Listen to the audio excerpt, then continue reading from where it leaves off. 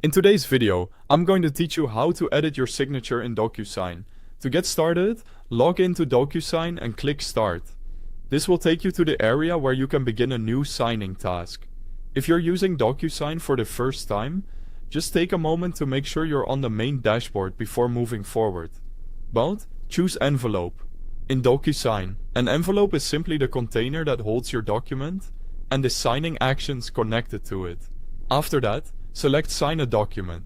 This option lets you upload a file and place your signature directly where it's needed. Now upload the document you want to sign. You can choose the correct file from your device and wait for it to finish loading.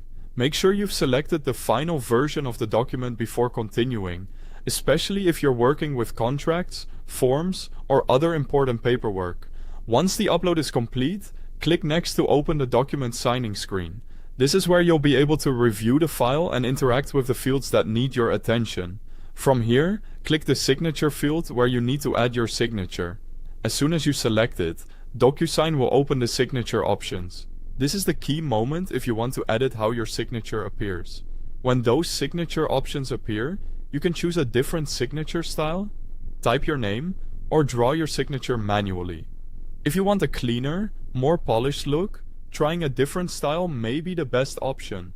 If you prefer something more personal, drawing your signature can help it feel more natural.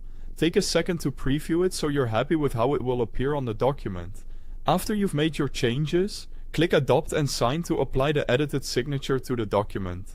This confirms your selection and places the updated signature in the chosen field. Next, fill in any remaining required fields.